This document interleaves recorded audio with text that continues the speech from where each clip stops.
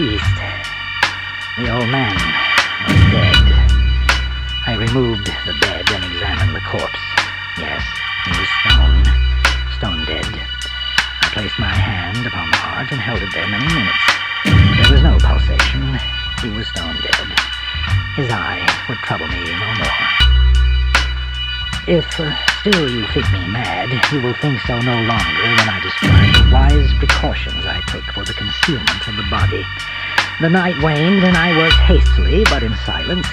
First of all, I dismembered the corpse. I cut off the head and the arms and the legs. I then took up 3 planks from the flooring of the chamber and deposited all between the scantlings. I then replaced the board so cleverly, so cunningly, that no human eye, not even his, could have detected anything wrong.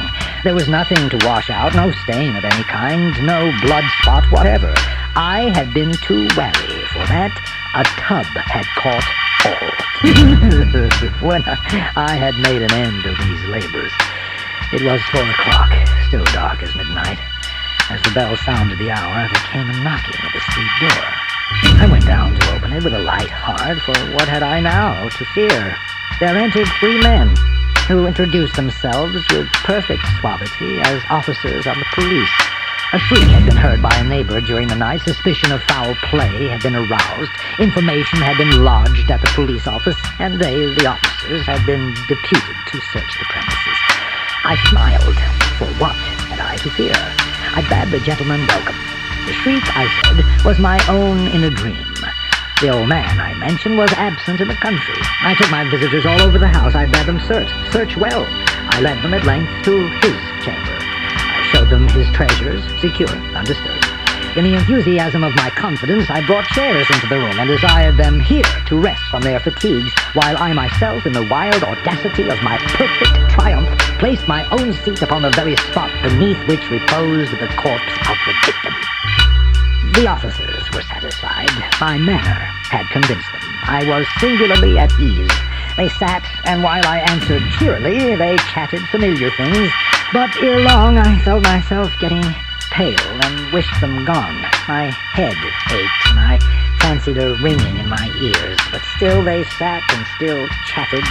The ringing became more distinct. It continued and became more distinct. I talked more freely to get rid of the feeling, but it continued and gained definitiveness until at length I found that the noise was not within my ears. No doubt, I now grew very pale, but I talked more fluently and with a heightened voice, yet the sound increased, and what could I do? It was a low, dull, quick sound, much such a sound as a watch makes when enveloped in cotton. I gasped for breath, and yet the officers heard it not. I talked more quickly, more vehemently, but the noise steadily increased. I arose and argued about trifles in a high key and with violent gesticulations, but the noise steadily increased. Why would they not be gone? I paced the floor to and fro with heavy strides, as if excited to fury by the observation of the men, but the noise steadily increased. Oh, God! What could I do? I foamed, I raved, I swore, I swung the chair upon which I had been sitting and grated it upon the boards, but the noise arose over all and continually increased. It grew louder, louder, louder, and still the men chatted pleasantly and smiled. Was it possible they heard not? Almighty God, no, they heard, they suspected, they knew. They were making a mockery of my horror. This I thought, and this I think, but anything was better than this agony. Anything was more tolerable than this derision. I could bear those hypocritical smiles no longer. I felt that I must scream or die, and now again, hark, louder, louder, louder, louder! Villains! I shrieked, dissemble no more! I admit the deed! Tear up the planks! Here it is! It is the beating of his Hidious!